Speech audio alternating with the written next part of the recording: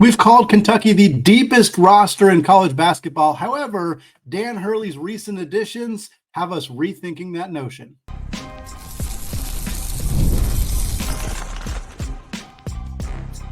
You are Locked On College Basketball, part of the Locked On Podcast Network. Your team every day.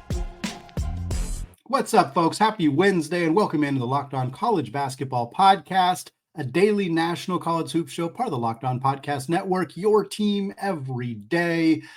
I am your solo host for today's show, Andy Patton, and you are joining at the place to get your college basketball content every single day. Yes, 5 days a week, even in the thick of the college basketball offseason, although you wouldn't think it with how many roster moves we have seen from power conference teams over the last couple of weeks. I want to thank all of you for making the show your first listen or your first watch of the day. Remind you that you can check out the show ad-free by using Amazon Music. Today's episode is brought to you by Monarch Money. Take control of your finances by using Monarch Money. Use code LOCKEDONCollege at monarchmoney.com and you'll get 50% off your first year. Well, like I said, tons of roster additions to get to. We got some international signings these past couple of days for some power conference programs. We got a six-pack of roster movement to get to close out the show, including a couple transfers, a couple of those international signings. We also got to take a look at what's going on at Cincinnati. Big news on Tuesday as their leading scorer from last year has been dismissed from the team. Who might step up at point guard for Wes Miller and the Bearcats? We're going to talk about that. But first, we're going to lead with the two international additions for Dan Hurley and the UConn Huskies earlier this week. Danny Hurley said, hey, you know what? We have 13 players on the roster. We're allowed to have 15. I am going to take advantage of every single thing that I can, and I do not blame him for this. He is not the only coach who is saying, well, why not put competition? Why not put depth? Why not put talent or upside or whatever I can in every single spot that I have available to me?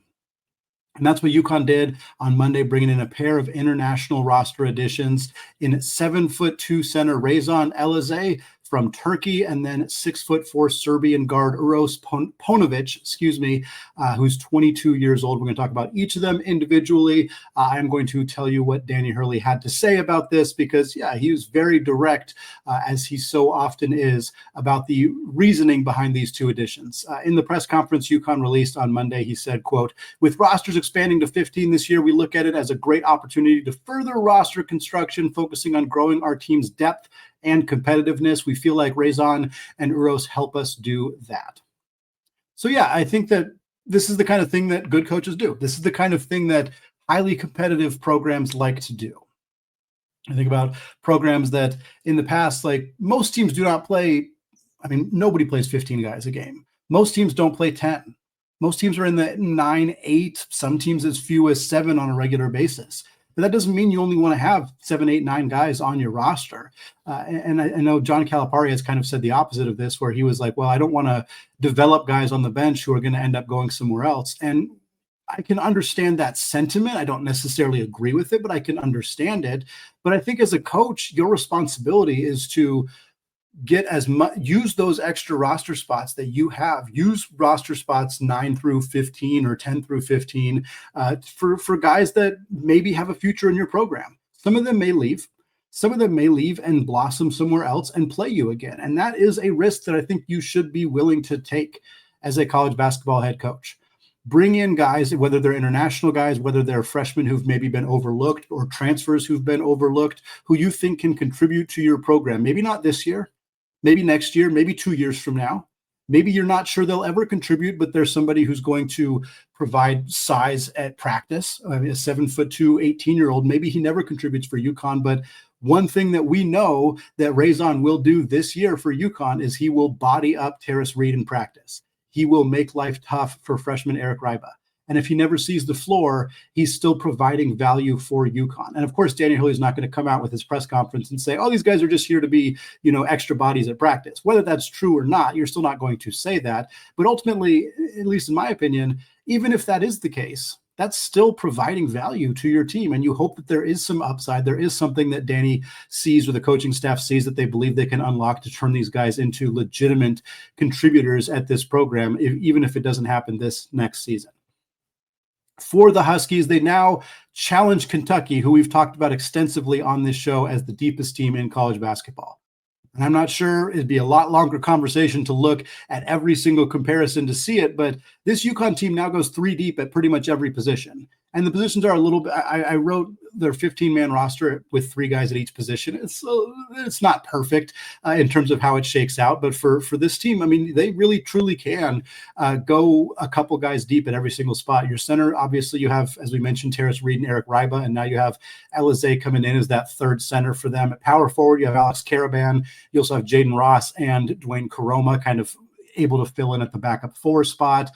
Small forward, Braylon Mullins, Jalen Stewart, and Jacob Ross. Shooting guard, solo ball, Jacob Furphy, and then Paunovic, the new guy coming over from Serbia. And then at point guard, you have the transfers, Silas Demery, Malachi Smith, and Alec Melander. Again, Danny's not going to go 15 deep. He's probably not going to go 10 deep. In a lot of cases, you're going to see that starting 5, Reed, Caravan, Mullins, Ball, Demery. After that, I think Stewart, Ryba, Furphy, and Smith probably all get playing time. Maybe one of the Rosses gets a fairly consistent amount of playing time. That's probably it.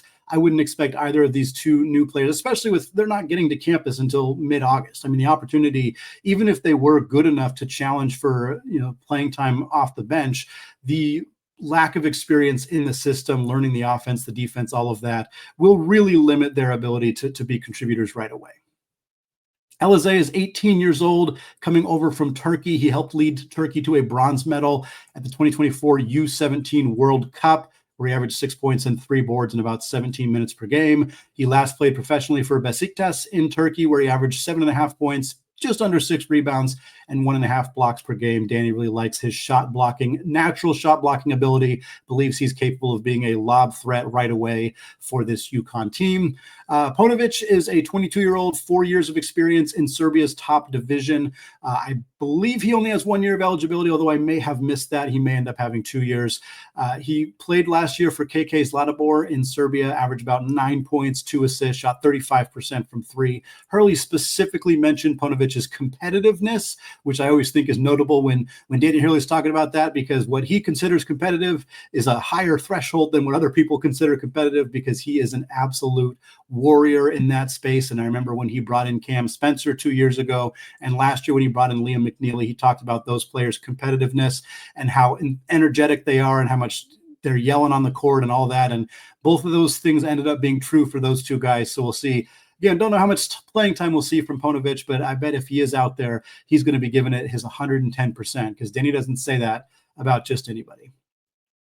Well, again, not the only roster additions, not the only international roster additions that we've seen in college basketball in the last 4 or 5 days or so. We are going to get to some more of those to close out the show, but first, we got to talk about a major departure in college hoops. Jizzle James out the door for Cincinnati and Coach Wes Miller. What does it mean for the Bearcats? Who's going to step up in his absence? We'll talk about that in just a second.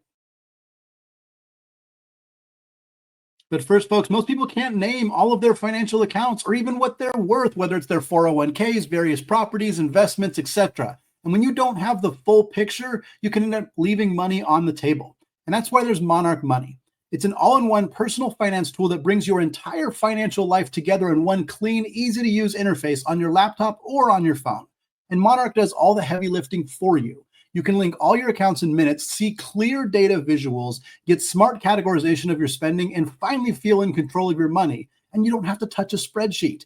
My wife and I spend a lot of time making sure that our finances are up to date and in good shape, and Monarch makes that very simple for us to review those finances together, because we can both see our budgets, our goals, our spending in just one place. Don't let financial opportunities slip through the cracks. Use code LOCKEDONCollege at monarchmoney.com in your browser for half off your first year. That's 50% off your first year at monarchmoney.com using code LOCKEDONCollege. Today's episode is also brought to you by OpenPhone. If you're running a business, every missed call is money left on the table. Think about the last time you needed a service. If the first person didn't answer, did you wait? Probably not. You needed a service, so you moved on. And that's why you need OpenPhone, so you never miss an opportunity to connect with your customers. OpenPhone is the #1 business phone system designed to streamline and scale your customer communications. Do you juggle 2 phones just to keep your business and personal calls separate? OpenPhone solves that instantly. Your whole team can share one number and respond to customers like a shared inbox. No more, who's handling this? And the AI agent handles after-hours calls, answers common questions, and captures leads so you never miss a customer again. See why over 60,000 businesses trust OpenPhone. They're offering Locked On listeners 20% off your first 6 months at openphone.com/lockedoncollege. That's openphone.com/lockedoncollege. They'll even port over your existing numbers for free. OpenPhone. No missed calls, no missed customers. All right, folks, segment 2, still Andy Patton, still Locked On College Basketball Podcast. We're pivoting away from the Big East, moving to the Big 12 to talk about a major development coming out of Cincinnati. Bearcats coach Wes Miller reported on Tuesday that Jizzle James, the team's leading scorer from last year, is no longer with the team. This is a direct quote from Wes Miller in Cincinnati's press release. Quote, Jizzle James has been dealing with personal issues throughout the summer. We removed him from the team last month. He is currently not a member of our basketball program. As this is a personal matter, I will have no further comment at this time. Okay, so a couple things here. There's been rumored, there have been rumblings coming out of Cincinnati that things were not well between the Bearcats basketball program and Jizzle James. It had not been confirmed that he was no longer with the team. And while some people had thought that that was maybe the case, the fact that he hasn't been with the team for a month is a pretty clear sign that things have been bubbling for quite a while. There's nothing out there to give us any real sense of what happened. That is more than just speculation, which we're not going to do here on the show. That sounds like there's been James has posted on Instagram some indications that he didn't really want to be with the team, which may or may not have happened before or after he was dismissed from said team. Sounds like there were some other issues, interpersonal issues, but at this point, we don't really know anything, so we're not going to dig into it a whole lot more other than what we do know, which is this is a massive loss for a team that is really, really trying to get themselves back into the NCAA tournament. James was not only Cincinnati's leading scorer last year, 12.7 points per game, he also led the team in assists, 3.5 per game, and was it felt to me like Cincinnati did a lot of building this offseason out of the transfer portal in a way to kind of build a roster around Jizzle James. You kind of knew his strengths, his weaknesses. Jizzle James is a good scorer. He loves getting downhill. He's a tough physical guard. He's not a great passer, but he is a capable point guard. He is not a great three-point shooter. And Cincinnati went out and got some guys who I think fit this kind of tough, rugged style that Coach Miller likes to play. They will go out and get some defensive-focused front court guys in Mustafa Tiam from Central Florida, and they'll go out and get Baba Miller from Florida Atlantic as well. They get some shooting, and a guy like Jalen Celestine comes in to kind of help space the floor. And I thought that, it was a very good transfer portal class for Wes Miller and the Bearcats. 6 of the transfers they brought in were ranked inside the top 250 among transfer portal players, according to Evan Miyakawa's website. So this was kind of a big push for Cincinnati. Wes Miller entering his 5th season at Cincinnati. He's been there 4 years, 2 of those years in the American Athletic Conference, 2 of them, of course, in the Big 12. And while Wes Miller has won 18 or more games all 4 years, he has twice topped 20 total wins. Miller has yet to take Cincinnati to the NCAA tournament. And a few years ago, Wes Miller was a popular name among high-profile coaching circles. There was a lot of connection for him to North Carolina before Carolina hired Hubert Davis. And while we can quibble about how good Hubert Davis has been in Chapel Hill, Wes Miller has not taken this team to the NCAA tournament yet. And that is a concern, and a concern that's really looking not good now if this team brings in a bunch of high-profile transfers, works really hard to bring in some talented freshmen, some talented transfers, and now has to dismiss their best player for interpersonal issues, again, without knowing the scope of that. If they then fail to make the NCAA tournament again, you got to start to wonder how much longer Wes Miller is going to hold on to this job. I don't know if it's a full-on, now or never, do or die scenario for this team. And I think that this Jizzle James situation, again, it depends on the context. If the context reveals that Miller may have lost control of the team or may have been able to prevent whatever this is from happening, and he didn't do that, whether it's entirely his fault, that's going to be looked upon differently than something that is very clearly and obviously outside of the scope of something Wes Miller could have done something about. So I think that is something we're going to kind of wonder with this Cincinnati team. A lot of people have been projecting them to finish top 6, 7, 8 in the Big 12 and be good enough to make the NCAA tournament. But it starts to feel like that's kind of what they need to do this year. And now they're going to have to do it without the guy who led the team in scoring last year. Fortunately for Cincinnati and Wes Miller, they brought in a player who has played point guard, for 5 collegiate seasons, who has played point guard in the Big 12, the SEC, and the Pac-12, and who has started 94 career games at point guard. That is, of course, for those of you who are familiar with this roster, Kerr Kriisa, coming from 3 years at Arizona, 1 year at West Virginia, and then last year a shortened season with Kentucky. Kriisa's transferred to Cincinnati. All accounts are that he is healthy. He was cleared to return to the court back on July 1st. So barring any setbacks or anything of that nature, Kerr Kriisa should be able to go this upcoming season. He only played 9 games in a Kentucky uniform last year, got injured in that game against Gonzaga in Seattle, and was unable to play for the rest of the year. That is why he has that extra year of eligibility. His first season as Arizona was the COVID year, which is why he's going to have a 6th season of college basketball eligibility.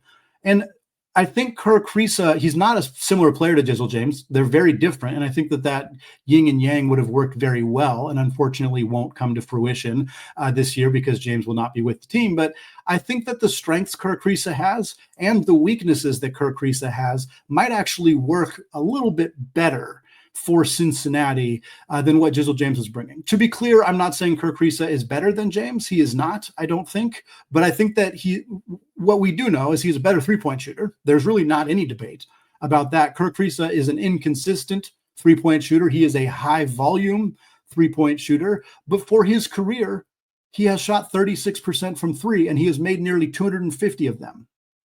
Jizzle James in 2 seasons at Cincinnati shot 28.5%. He only made 69 career threes. Kerr Kriisa is unquestionably a more dangerous outside shooter. He is more effective at spacing the floor. Again, I think playing him off the ball in certain lineups could have worked very well because you could have potentially played Kriisa and Celestine, had 2 shooters on the floor, which would have mitigated the kind of clogging of the front court that Tiam and Baba Miller would have done. If you have the 2 shooters, I think that kind of erases that concern. But now we'll see. I mean, they'll still play Kriisa and Celestine together, but Kriisa is going to have the ball in his hands a heck of a lot more, assuming that he kind of steps into that point guard role. James was a better driver. I think Kriisa is a better passer. He has better assist numbers, and just from the eye test, he's a better passer, but it's hard to gauge the assist numbers because Kriisa spent a lot of time in systems that are much, much faster paced than the pace that Cincinnati plays at. And when Kriisa has been in slower paced offenses, his assist numbers have been more similar to what James put up. Kriisa also has more turnover issues than James, although I think that might be mitigated in a slower paced offense as well. Regardless, even if Kerr Kriisa is a better fit with the pieces that are around him in Cincinnati's starting lineup, losing James hurts depth significantly. And Kriisa stepping into a starting role means that you now need a backup point guard to step into a bigger role. The obvious choice here would be Keyshawn Tillery, a 4-star freshman, 57th ranked player in the 2025 class, according to 247 Sports. And Tillery's a little bit more like Jizzle James. He's 6 foot, he's big, he's stocky, he's built like kind of a bowling ball, he's tough, he's physical, he's a good defender. And I think that he is more of that kind of Jizzle James archetype. And so now instead of having Jizzle James starting in Kriisa's three-point shooting, different style coming off the bench, you have Kriisa starting, and then you have a player like Jizzle James coming off the bench in Tillery. If Tillery can step up, if he can be an impactful player on both ends of the floor as a true freshman, that really helps this team a lot. It's possibly the difference between this team winning enough games in conference play to make the NCAA tournament or being outside the big dance for the 5th year in a row, which could spell the end of Wes Miller's tenure with the Bearcats. We'll have more on this if we find out any more information on Jizzle James, but for right now, it's a devastating blow for a Big 12 team really looking to get back to the big dance. But folks, UConn was not the only team that's been adding international stars this week. We break down 4 other international signings, plus a pair of big-time transfer portal moves. That's right, transfer portal moves in mid-August. We're going to talk about that coming up here in just a second.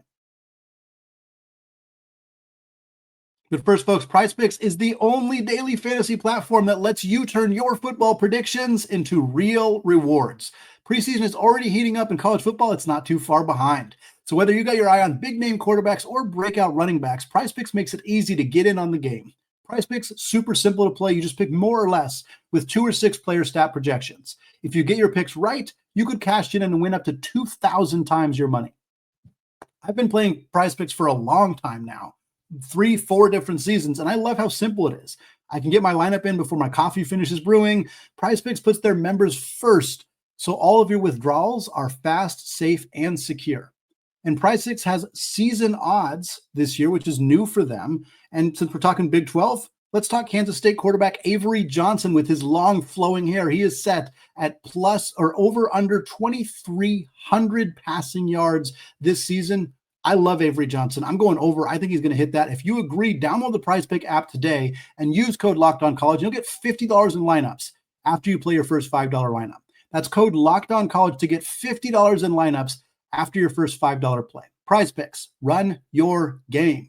Today's episode is also brought to you by FanDuel, folks. August 26th is officially FanDuel Futures Day, a brand new holiday for football fans who live for bold predictions and preseason hunches. For just 24 hours, FanDuel is giving you deals on NFL season predictions. So whether you're calling your MVP, eyeing a long shot division winner, or ready to crown your Super Bowl champ before week 1 even kicks off, this is your moment. So take a flyer on the MVP race. Maybe I'm just feeling sympathy for those Cincinnati fans. I'm going Joe Burrow, plus 600 at FanDuel. However, not going the Bengals to win it all. My champ in August is my hometown Detroit Lions, plus 1,100 for the Lions this year to take it all the way. Or you can parlay your division winner, Dark Horses. Visit the FanDuel app today and start planning your futures bet now, because Futures Day is one day and one day only. FanDuel, play your game. All right, folks, segment 3, closing out the show with a 6-pack of roster movement from this past week or so across college basketball. We're bookending the show with international signings. So we're going to talk about 2 transfer portal additions first, and then those 4 international signings to close out the show. We start with a big time transfer portal addition in the SEC. Bucky McMillan and Texas A&M, the Aggies, landing Ali Dibba. Ali Dibba, 6'4" guard with 1 year of eligibility remaining, spent last year at Southern Illinois, was at Abilene Christian for 2 years before that, and Chicago State for his freshman year. Last year, he was outstanding. Southern Illinois in the Missouri Valley Conference, one of the better mid-major conferences in college hoops. Dibba averaged 17 points per game. He also averaged about 5 rebounds, 2 assists, 1.5 steals, played 34 minutes a night, shot about 34% from 3 on just over 3 attempts per game. This is an incredible player. To be anybody, 17 points per game in any conference, even at the D2 level, is going to add some value to your program. 17 points a game from the Missouri Valley, that is excellent. To be able to bring that in mid-August for a team that's completely rebuilt already is tremendous stuff from Coach McMillan and the Aggies. Valuable guard depth for them. They bring in Pop Isaacs. They bring in Marcus Hill, the transfer from NC State. Rylan Griffin coming in from Kansas. Jakari Lane. A couple other mid-major guys coming in. Now you add Dibba to the mix. A prolific scorer, high-volume scorer, decent defender for a guard. Bigger guard at 6'4". This is a great addition for Texas A&M. I've been high on the Aggies all offseason, and this really puts a fine point on how good of an offseason this has been for Coach McMillan. Number 2, Memphis brings in a transfer here in Tierno Celia, coming over from Stephen F. Austin. Celia spent the first 2 years of his college basketball career at Central Florida. So he actually was in the American Athletic Conference with Penny and Memphis his freshman year, and then spent his sophomore year in the Big 12 with Central Florida before playing last year at Stephen F. Austin. Hasn't been particularly productive in his career. Last year for Stephen F. Austin, he averaged about 3 points, 2.5 boards in 9.5 minutes per game. Across 2 seasons at Central Florida, his numbers were basically the same: 3 points, 2.5 boards, 11 minutes per game. But he is a big body, 6'11" center. Memphis needed front court depth very badly. They went out and got one of the best players available in that space. He's not a floor spacer. He's not a modern big by any stretch. He's a low post back to the basket, 6'11" big who blocks shots and scores right at the rim. But sometimes you just need to get some added depth in the front court, and that's what Penny does here with Celia. The Tigers also looking at a player from Columbia, transfer Arop Arop, reportedly having him on a visit very soon. Has not confirmed if he's going to go there, but another potential big that this Penny's team could bring in heading into this next season in the American Athletic Conference.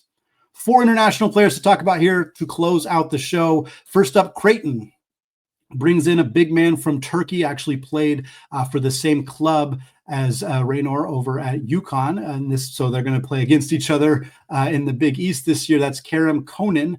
Coming to Creighton, 6'9" big, playing for Besiktas in Turkey. Like I said, the same club as Raynor. He averaged about 3.5 points, 3 boards in 12.5 minutes per game. Again, these young guys, he's 20 years old, playing for a high-level professional team in Europe. Typically, they don't play big minutes, but to have gotten the experience playing for a top-level club in Turkey is incredibly good for Konan, and the numbers and the production just don't really matter all that much. And you're not expecting him to be a big contributor for Creighton right away. Creighton brings in Owen Freeman from Iowa. He's their prize transfer portal addition, kind of tasked with replacing Ryan Kalkbrenner, very different player, he's more of an offensive player than a defensive player, where obviously Kalk was a 4-time Big East Defensive Player of the Year. But you want the depth there. You bring in a couple other international guys who are going to play behind Freeman in the front court, and now you add Konan into that mix as well. Greg McDermott hoping to mix and match in the front court because they know they can't rely on an anchor like Kalkbrenner anymore. Number 4, Kansas State, going back to the Big 12, they add themselves an Italian big man, Doran Buca, 7'1" center who is 22 years old. I think any team in college basketball would be happy with a 7'22" And if you can find him in mid-August, you got to feel real great about that. Last year in Italy's second division, Buca averaged about 5.5 points in 17 minutes per game. And right now, the eligibility for transfer Tyreek Smith is very much up in the air for Kansas State. So adding some depth to the front court was a very shrewd move from Jerome Tang and the Wildcats, because if Smith ends up ineligible, does not get a waiver approved, and cannot play for Kansas State this year, then you might end up having to rely on Buca a little bit more at that front court position. Whereas if Smith does get that waiver approved, then Buca can be just a depth option for you and develop behind the scenes, see if he can get some. I think he's going to have 2 years of eligibility, so you'd have him the final year after that. Next up, a couple of former Pac-12 schools. First up, Oregon in the Big Ten adds themselves another Turkish big man, the third Turkish front court player we're talking about on today's show. Efe Vatan heading over to Eugene from Turkey, 6'9" forward. In the U19 league last year, so playing against similar aged players, he averaged 16.7 points and 6.5 rebounds. It's unclear at this point how much eligibility Vatan will have for Oregon, but probably a couple of years since he's only 20 years old. Likely going to be a backup option at the power forward spot alongside KJ Evans and Sean Stewart, transfer from Ohio State, with Nate Biddle obviously filling in at the center position for Dana Altman and the Ducks.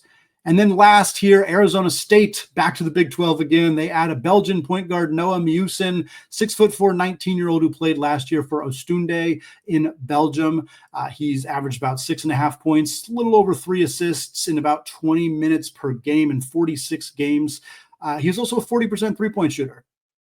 And I probably read this multiple times because it was staggering to see this fact. Miusin becomes the 16th new player joining Arizona State's roster this year. They did not bring back anybody. They brought back one designated student athlete and then one player who transferred there in the middle of the season. So he's counting among the newcomers. This is an insanely new roster for Arizona State. It's Bobby Hurley's final year. He's in a contract year. He's got some good players coming in. Mo Odom comes over from the WCC. Marcus Adams Jr. comes from CSUN, where he averaged like 17 points a game. Some talented pieces coming in. We'll see if Miusin is a big-time contributor for them. I suspect as a 19-year-old joining the team in mid-August, he's probably not going to be a big-time player for them right away. But there's a lot of room in this Arizona State roster. There's a lot of talent, but there's also a lot of room to potentially carve out a role. So I'm interested to see if Miusin can come in and potentially push some of those veteran guys for playing time for Coach Hurley and the Sun Devils. Like I said, not only bookending the show with international editions, but bookending the show with Hurley brothers making international editions. We'll pretend we did that on purpose here, but that is going to wrap it up for me on Locked On College Basketball today. Thanks so much to those of you who have made this show your first listen or your first watch of the day. Again, always want to give a special shout out to those everyday listeners.